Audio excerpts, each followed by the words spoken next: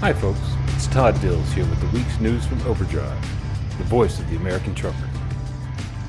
10 rest areas along New York State Thruway portions of I-87 and I-90 are closing later this month for renovations. The rest areas will be closed beginning July 29 to start work on the $450 million project. Improvements will include increased truck parking, showers, laundry services, and fitness centers. The Thruway Authority said fuel services will remain available at all locations during construction. The Thruway Authority spokesman said also that all existing truck parking will be available at rest areas under construction. Locations affected include those in Ardsley, Plattekill, and New Baltimore on I-87, and Indian Castle, Iroquois, Chittenango, Junius Ponds, Clifton Springs, Clarence, and Pembroke on I-90. Construction is expected to begin in 2022 at an additional 6 service areas along I-87 and I-90. Supply chain and building material constraints have hampered new truck builds for much of the year, as we've previously reported. But a similar effect is also being felt by owner-ops and carriers who simply want to service the truck or trucks they already have. The parts sourcing difficulty has caught the attention of many an owner-operator attempting a repair so far in 2021. Longtime owner-operator Bill Ader, for instance, hasn't seen particularly severe difficulty in that regard, though he did recently source 4 shocks for his platform trailer from 3 different stores, given availability constraints at one. It's been the same with airbags, he said, with 2 different suppliers to get 4 replacement bags. He worried about having to tap a last resort in various salvage yards. And it's not just shocks and airbags that are presenting difficulty. NOx sensors and diesel particulate filters, exhaust gaskets, clamps, even 10W30 oil in one Canadian jurisdiction, all have been reported as in short supply in spots. What's more, 85% of owner-operators reported experiencing a service delay at least once so far in 2021 on account of a parts difficulty. Volatility in steel and rubber prices has impacted the availability of tires and forged parts like blocks and housings, and lead times for parts that used to be a few days can drag on for weeks.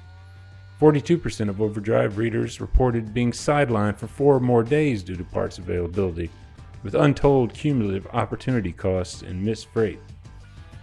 Visit Overdrive online for more reporting on the parts issue, including from our sister publications CCJ and Truck Parts and Service.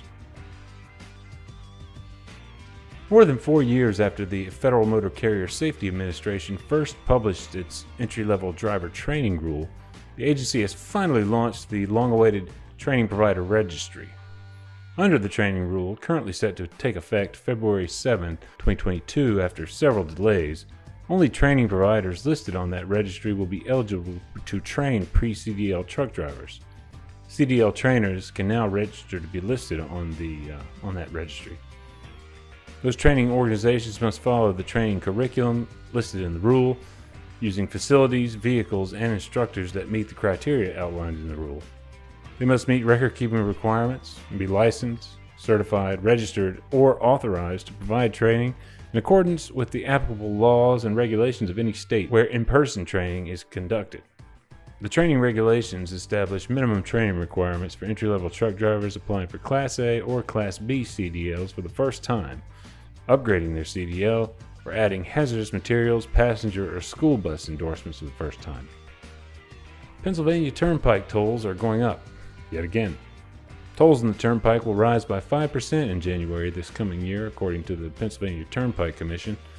Officials say 2022 will be the first time in 6 years that fares will have jumped by less than 6%. The most common truck fare will go from $13 to $13.70 for Easy Pass, and from $26.60 to $28 for toll by plate. Attendance topped 44,000 at the Walcott Truckers Jamboree last week, with drivers arriving in Iowa from 22 different states and 3 Canadian provinces to display their trucks. Owner-operators and drivers from Arizona, Texas, Vermont, and Canada traveled the farthest for the event, organizers reported, which has been taking place at the Iowa 80 truck stop since 1979. The chief attraction, the Super Trucks Beauty Contest, announced results on Saturday last week with Marcel Pontbriand and his elaborate Cowboy of the Road 1989 Peterbilt 379 and 2015 Great Dane trailer bagging both Trucker's Choice and Best Overall Theme trophies. For pictures of the many other category winners among the more than 100 rigs that competed, and plenty of coverage from the show itself, tune in to overdriveonline.com/custom-rigs.